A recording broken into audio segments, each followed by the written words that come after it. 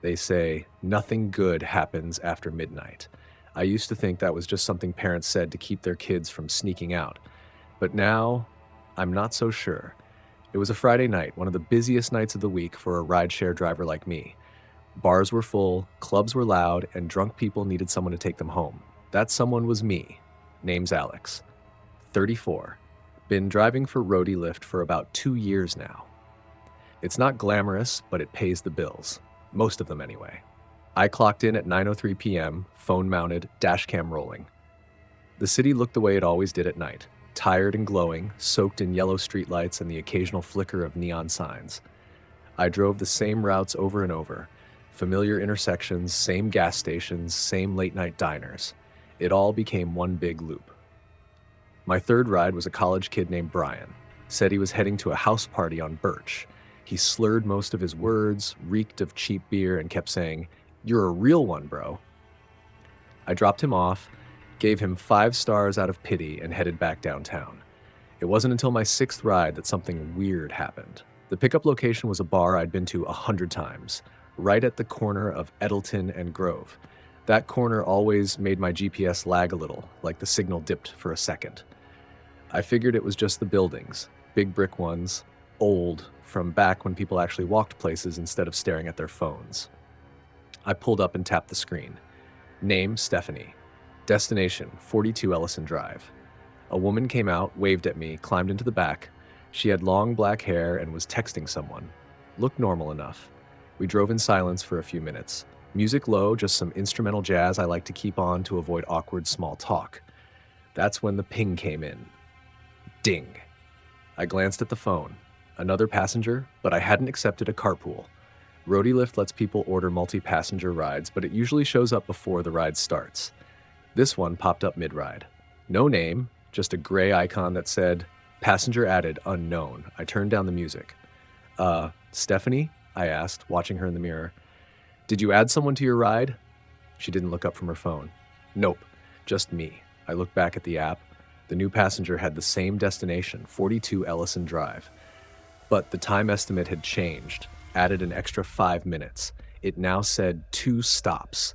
I glanced at the rearview mirror again. Nothing, still just her in the back seat. We stopped at a red light. That's when the dashcam glitched. The screen on the camera flickered for a second, just static. Then it resumed recording like nothing had happened. Stephanie looked up. "Did your music just cut out?" she asked. "I think so," I said, forcing a chuckle. "Glitchy night, I guess." The light turned green. I kept driving. The rest of the ride was quiet, but something about the air in the car had changed. It felt heavier, like someone else was breathing behind my seat. When we got to her stop, I turned around. "All right, here you are," I said. She got out. The back door shut.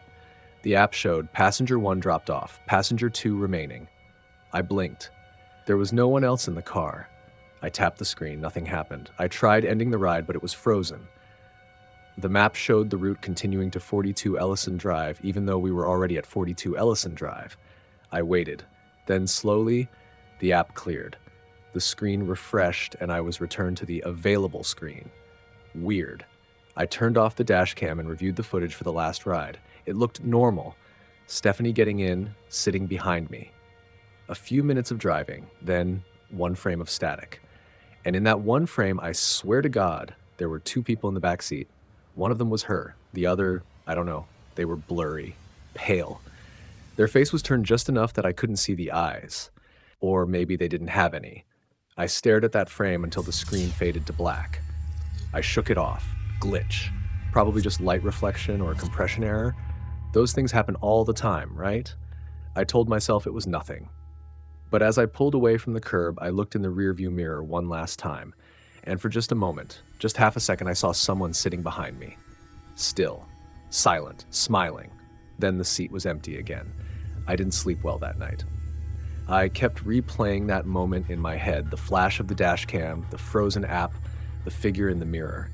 I wanted to believe it was a glitch. I needed to believe it was a glitch.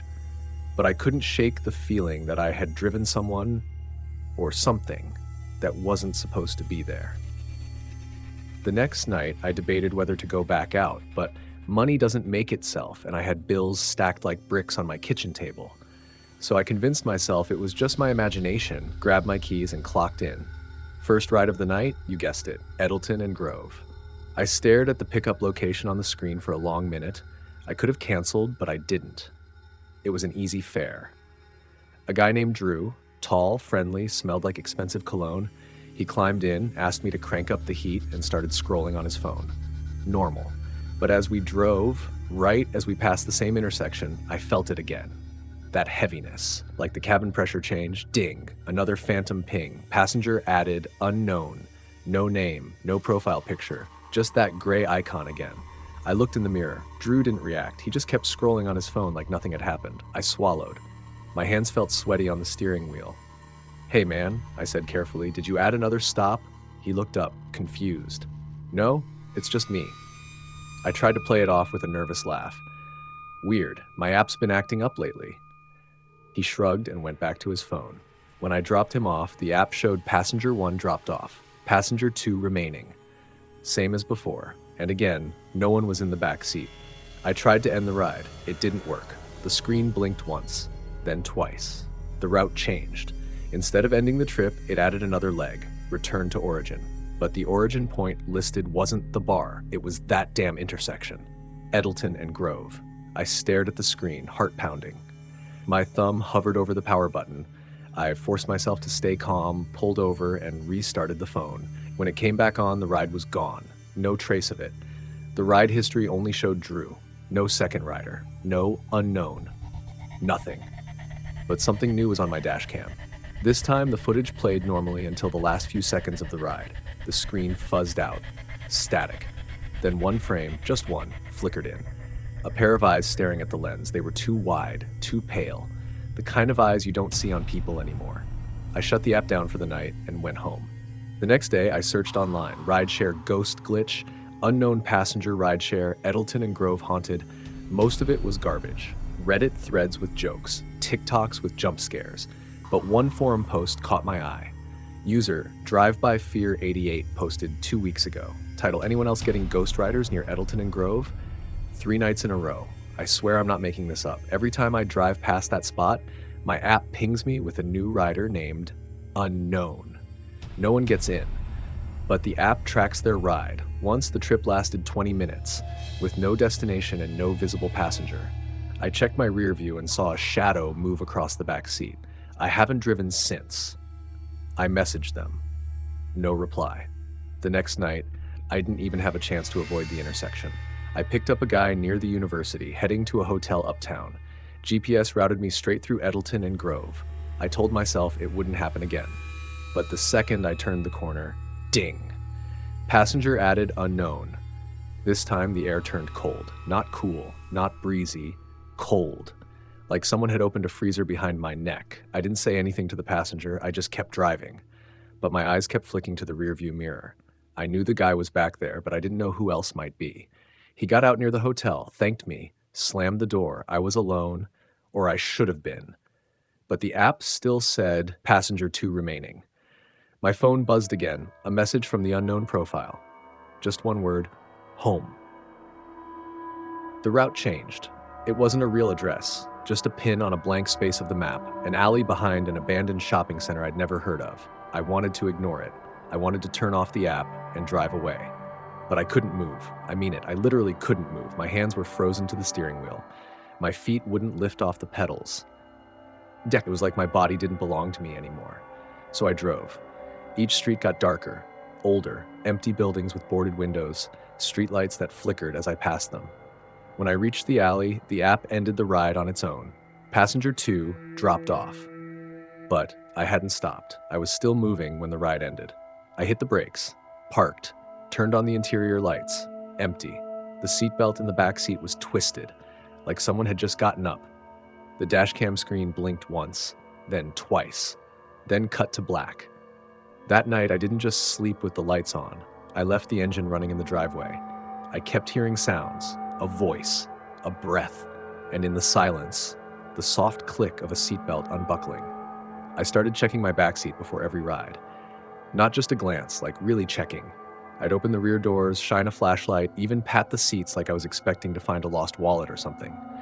But it wasn't wallets I was worried about. It was them. Whoever or whatever kept getting into my car without opening a door. I tried to quit driving, took 3 days off, told myself I needed a break. Maybe I was stressed, overtired, imagining things. But even when I wasn't driving, I kept seeing things. At the grocery store, I caught my reflection in the freezer glass. For just a second, I thought there was someone standing behind me. A woman with black hair and no eyes. When I turned around, there was no one there. I didn't sleep that night. Every time I closed my eyes, I saw the back seat. Empty. Then not empty. Then smiling. I finally caved on day 4. I needed the money. Rent was due, and skipping too many shifts meant losing priority on ride requests. I told myself I'd stay away from Edelton and Grove, just stick to the east side. Safer, newer, well-lit. For the first hour, everything was fine. I picked up a young couple from a movie theater, dropped off a nurse heading to the night shift. No weird pings, no unknown, no glitches. Then I got a request from someone named Leanne. Pickup was at Eastmont and Turner. I almost declined it. That intersection wasn't far from Edelton, just a few blocks north, but I accepted it. The pickup location was a corner gas station. Leanne was already waiting when I pulled up, mid-40s, short hair, holding a tote bag. She looked tired, not in a creepy way, just like someone who'd worked too many hours and didn't want to talk. "Hey," she mumbled, "getting in?" "Just going home." "No problem," I said, starting the ride. We drove for maybe 6 minutes. Then, right as we crossed through a quiet 4-way stop, ding! My heart sank. Passenger added unknown. I didn't even say anything this time. I looked in the mirror. Leanne was in the back seat, and so was someone else. I could see it. A figure sitting on the far left, pressed against the door. My brain tried to rationalize. Maybe someone had climbed in and I didn't see. Maybe it was a reflection. Maybe I was going insane. But no. There was a shape, a person, still, silent. And then it turned its head toward me. I didn't look directly, just watched it in the mirror. Its face was too pale, like paper soaked in bleach. And the eyes, no eyes, just empty sockets. I slammed the brakes, hard. Leanne shrieked, "What the hell?" she shouted. I spun around in my seat, heart racing, expecting to see it face to face. But the seat was empty. Just Leanne, clutching her tote bag, staring at me like I'd lost my mind. I thought I saw something," I muttered. "There's no one here but me," she snapped. "Are you high or something?" I apologized, said the brakes had locked. She didn't believe me, but she didn't report me either. Just got out at her stop and slammed the door hard enough to shake the mirrors. The app said, "Passenger 1 dropped off. Passenger 2 remaining." I didn't care. I turned the phone off, shut down the app, pulled over into a diner parking lot and sat there for 20 minutes, just breathing. Later that night, I reviewed the dashcam footage. Most of it looked normal. Leanne getting in, driving through quiet streets, then the glitch. 1 frame, 2 figures in the back seat. The second one was clearer this time. Black hair, white face, no eyes, mouth stretched just a little too wide, like it had been cut at the corners. It wasn't looking at the camera, it was looking at me, and it was smiling. I couldn't do it anymore. I called in sick the next day, left my phone in a drawer, disconnected the dash cam, tried to go back to normal. That night, I took a shower, hot water, steam filling the mirror. When I stepped out, I wiped the glass with my hand, and there it was, her face, just over my shoulder in the reflection. Those sockets, that mouth, that smile. I turned around, heart pounding in my throat. Nothing there. I looked back at the mirror, nothing. I stood there, shaking, water dripping down my arms, goosebumps rising all over my body. Then, from behind me, a whisper, soft, cold, right next to my ear. "Keep driving." I didn't sleep that night, or the night after. By the 5th day, I stopped pretending I wasn't terrified. This wasn't some tech glitch. It wasn't sleep deprivation. It wasn't my imagination. Something was riding in my car. Something that didn't pay. Something that didn't leave. And it always started at the same place, Edelton and Grove. I don't know what made me do it. Curiosity, maybe, or a need to prove I wasn't insane. But that night, instead of avoiding the intersection, I drove straight to it. I even turned the app on and pressed go online. Empty street, no pedestrians, just the buzz of a distant transformer and the soft hum of my engine. I parked at the corner and waited. 5 minutes. Nothing. 10. Still nothing. Then, as the minute hand clicked past 11, ding! I didn't even jump this time. Passenger added. Unknown.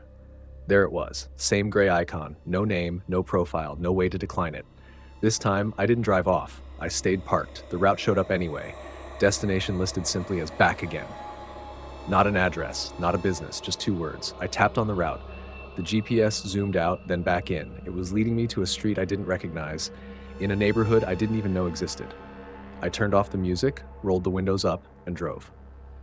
As I left the intersection, the streetlights began to flicker, one by one, like I was dragging darkness behind me. The further I drove, the more the GPS glitched. The map twisted, names of streets changed, sometimes they just disappeared entirely. Main Street became Stay, Clayton Avenue became Stop Now, then simply, You're Not Alone. I don't remember turning on the voice directions, but suddenly a voice came through the phone speaker. Not the usual robotic voice, this one was slower, almost, whispering. In 200 feet, turn left, into us. I felt something cold move across my neck, like a breeze, but the windows were up and the heater was off. My hands trembled, but I kept driving. The road narrowed, fewer houses, more shadows. Then the destination appeared ahead, an old, broken-down parking lot. Half of it fenced off, graffiti everywhere, weeds growing through cracked pavement. The app said, drop off the crossing. I stopped the car, the engine idled. No one got out because no one had ever gotten in. Then the app buzzed again, new message from passenger unknown. It just said, you're learning. I stared at the screen. Then another message came through, and another, and another. Each one popped up faster than the last. You opened the road. You brought us back. You're not the driver. You're the route. You are how we get home. Then the screen flickered, static for a full 2 seconds, before freezing completely. The app crashed. When I looked up, I saw something in the mirror. 4 silhouettes, all in the backseat. I turned around, empty. Back home, I shut off every light and locked every door. Then I opened my laptop. I searched everything I could. Edelton and Grove Ghost Rideshare Haunted Passenger Phantom Riders app glitch. One link stood out, a private forum thread titled, The Backseat Isn't Empty, posted by someone called Just Drive Please. It was short, only a few sentences. They're not passengers, they're not ghosts, they're echoes. They used to ride in cars like this, they used to get dropped off, but they were forgotten, left behind. Until someone drove the old roads again. You didn't pick them up, you let them in. There were no replies, no likes. The thread was 3 months old. I clicked the user profile, deactivated, but one link remained, a downloadable folder titled Rider Logs. I opened it. Inside were hundreds of screenshots, all of the RoadieLift app, all showing unknown passengers, routes to nowhere. Messages like, don't stop driving, they need you now. Some screenshots had dashcam stills attached, blurry figures, shadows. One even showed what looked like a child sitting in the backseat of a van, eyes completely black, hands folded in his lap like he was waiting for a school bus that would never come. I couldn't stop shaking. They weren't just riding with me. They were riding with all of us. I checked my own ride logs from the past week. One entry stood out. A ride from 2 nights ago, in fact. I don't remember taking it. Time 3 pickup, Edelton and Grove. Drop off, home. No passenger name, no fare, no tip. The map showed the route looping in on itself like a spiral. And the last stop, my house. That ride ended at my house. I slammed the laptop shut. Then I heard it, a soft click. The sound of a car door opening, not outside. From the garage. I hadn't opened the garage. I hadn't even parked there. My car had, on its own. I didn't sleep, didn't even try. I sat in the living room, lights on, car keys on the table, waiting to hear it again. The garage door, the seatbelt click, anything. But the house stayed quiet. The kind of quiet that presses against your ears. Heavy. Watching. By morning, I was still in the same chair. Eyes bloodshot, skin cold, hands shaking. I opened my laptop again and went back to the forum. That folder, Rider Logs, was still open, still full of screenshots. I clicked through more of them one by one, like flipping through a photo album I wasn't supposed to see. One image had a file name that caught my eye, Final Ride Jasmine Footage.jj. I clicked it. It was a dashcam still. A young woman in the driver's seat, mid-20s maybe, wide-eyed, terrified. Behind her, 2 figures in the back seat, one with a hand on her shoulder. It didn't look like a human hand, more like bone. Below the image was a comment. She quit driving after this. Found her in the car 2 days later, still breathing, still staring. That name, Jasmine, lingered in my head. I searched it. Jasmine Rideshare Glitch, Edelton Grove. It took some digging, but eventually I found a Reddit comment. Just one, u/jazzgorides. If you see the extra passenger, don't talk to them. Don't look at them. Just end the ride and drive away. Don't let the ride finish. Don't let them complete the route. It's not a trip, it's an invitation. She had a link in her profile, a burner email. I sent a message. I didn't expect a response, but she replied. 10 minutes later, subject, I thought I was the last one. Message, you're not crazy. Meet me. Don't bring your phone. Don't drive there. She gave me a location. An old diner off Highway 14, outside the city, somewhere quiet, somewhere forgotten. I borrowed my roommate's car, took the long way. Every time I passed a rideshare car, I checked the backseat. I swear, a couple of them had extra silhouettes, ones that didn't move, ones that didn't blink. The diner looked like it hadn't changed since 1984, faded signs, a jukebox that didn't work, coffee that tasted like dirt. Jasmine was already there. She looked older than in the photo, pale, thin, like someone who hadn't slept in weeks. She didn't smile. Alex, she asked. I nodded. She motioned to the seat across from her. I was a driver for Roadie Lift, she said. 4 years, all nights, good rating, no complaints, until one night. She trailed off. I didn't say anything, I just waited. I picked up a woman, Jasmine said slowly. She was wrong. I didn't realize at first. She looked real, human. But halfway through the ride, she leaned forward and whispered, "We used to live here." Jasmine shivered. She kept repeating it, "We used to live here," over and over. Then she said, "We remember the roads. We remember your face." And then Jasmine paused. Her hand went to her neck, fingers brushing just under her jawline. She reached out and touched me just for a second, cold as death, burned me. She pulled her collar aside. 3 distinct marks, long, thin, like finger-shaped blisters. "They're not just ghosts," she said, "they're memories. Pieces of people who never got home, rides that never ended. They hitch a ride when someone opens the route again, someone like you, someone like me." I swallowed hard. They've been showing up in my backseat, messages, glitches. They keep saying they want to go home. Jasmine nodded. They always want to go home, but they don't remember where it is anymore. They think you're the driver who can take them, and once you do, you don't come back. She leaned in. "You need to stop driving." "I tried," I said. "They're in my garage now. I didn't even drive there. They got in anyway." Her face darkened. "That means you've opened the whole route." I stared at her. "What route?" Jasmine looked around the diner as if checking for shadows. "They call it the crossing. It's not on any real map, but once you open it, once you drive every piece of it, they think you're the driver who can take them. And once you do, you don't come back." She leaned in. "You need to stop driving." "I tried," I said. "They're in my garage now. I didn't even drive there. They got in anyway." Her face darkened. "That means you've opened the whole route." I stared at her. "What route?" Jasmine looked around the diner as if checking for shadows.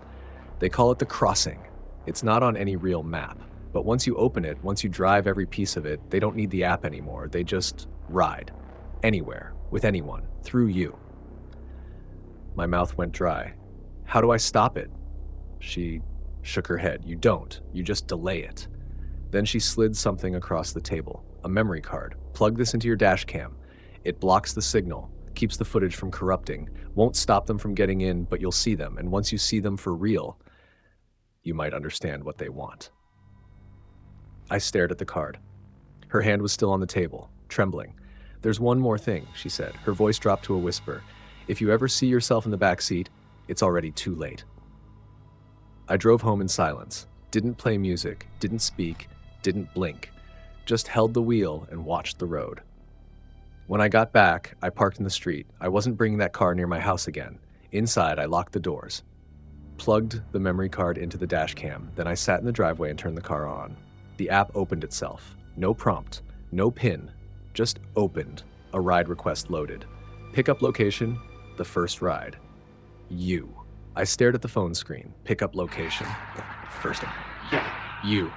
I hadn't typed anything. I hadn't opened the app.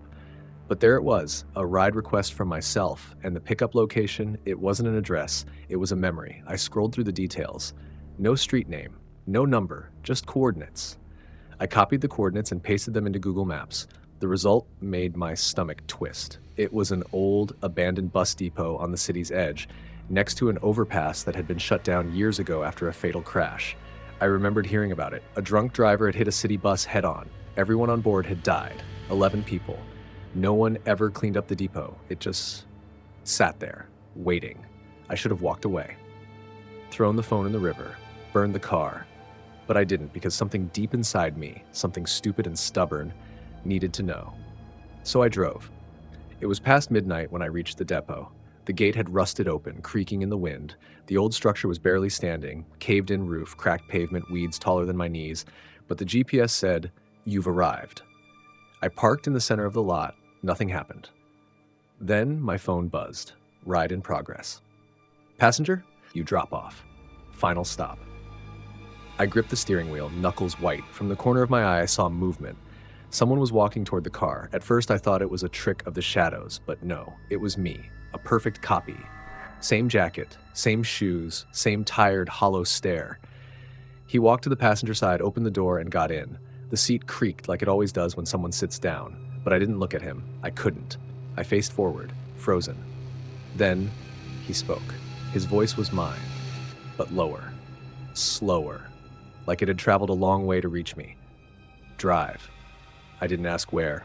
I didn't need to. The GPS shifted again. The route was impossible, a looping spiral through roads that didn't exist anymore, roads that had been paved over, erased, forgotten. I started the engine. We drove in silence. As we passed streetlights, they flickered and died behind us. I glanced at the mirror once. There were 4 people in the back seat. None of them had eyes. One of them looked like the woman from the dashcam stills. One of them looked like a kid in a school uniform. The third was a man with a crushed-in face. And the fourth, I don't know. It was just a shadow, shaped like a person, but wrong. The roads twisted. The sky turned the color of ash. Houses blurred together, then disappeared entirely. There were no landmarks, no signs, just endless gray. Then, my voice, spoke again. Do you remember this turn? I didn't. But the car turned anyway. You've driven this road before. I shook my head. No, I haven't, but I had. The dashboard clock was frozen at 3:03 a.m. I turned to him, my copy, ready to ask what he meant. But the seat was empty. He was gone. I slammed the brakes. The engine died. I was alone. Not alone.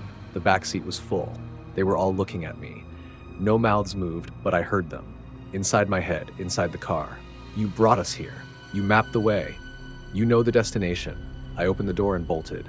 Ran until I couldn't hear my own thoughts. When I came to, it was daylight. I was lying on the edge of a drainage ditch off an old access road. The car was gone. My phone was gone. But I was alive. Barely. I walked 3 miles until I found a gas station, used the payphone to call my roommate, told him my car got stolen, left out the part about being hijacked by my own doppelganger and a quartet of dead passengers. When I finally got home, I found something waiting on the porch. A package. No name. No return address. I opened it. Inside was my dashcam, plugged into a portable battery, still recording. I took it inside, shoved it under a towel, left it alone for hours. When I finally had the nerve, I connected it to my laptop. The last file was labeled finalstopu.mkv. I played it. The video started with me behind the wheel. Then, him. The copy. Then the passengers.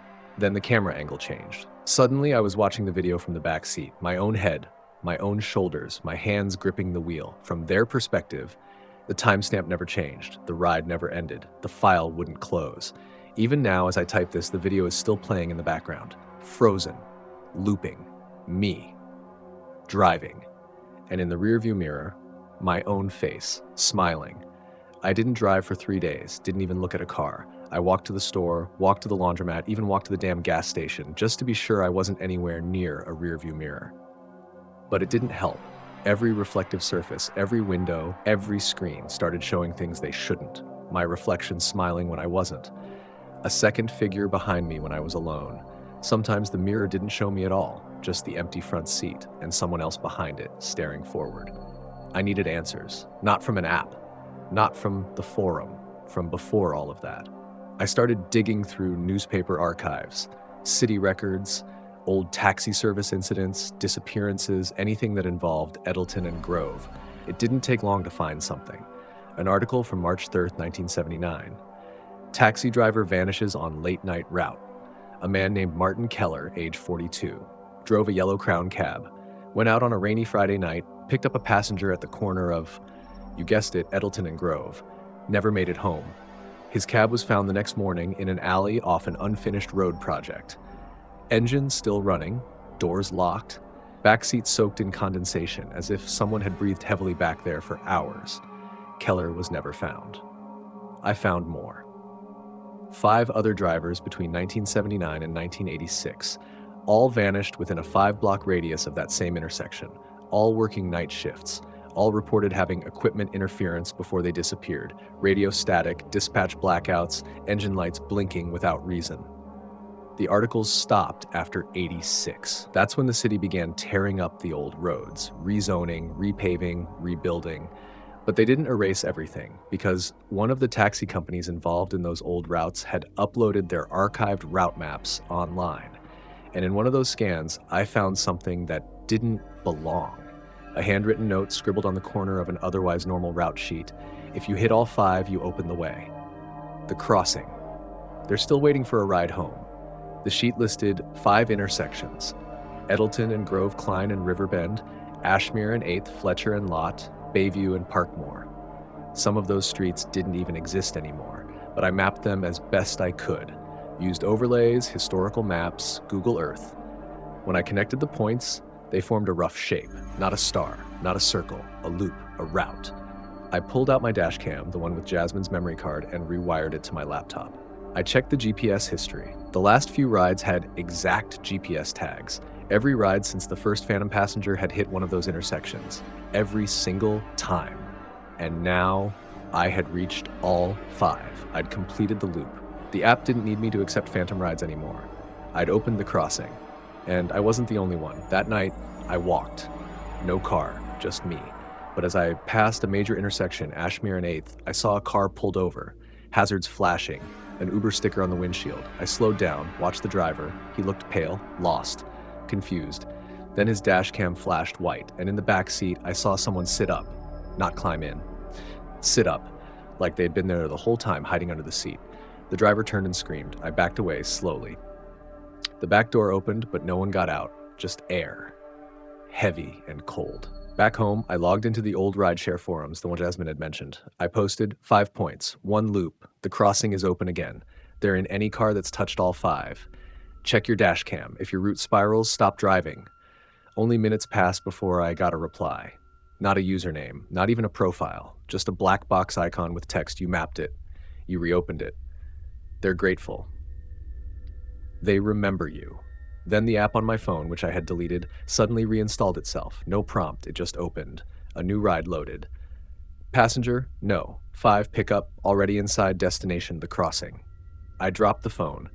Then from my kitchen, a seatbelt clicked. I wasn't even in the car, but they didn't need the car anymore. They needed me. The seatbelt clicked again, louder this time, inside the house. Not a door, not a creak, not the wind. Click, like someone getting comfortable in a seat behind me that wasn't there. I didn't want to look, but I had to. I turned slowly toward the kitchen, toward the sound. No one was there, but the chair at the small breakfast table had pulled itself away from the wall. A long, thin handprint fogged the window behind it. Still fresh, still spreading. My phone buzzed in my hand.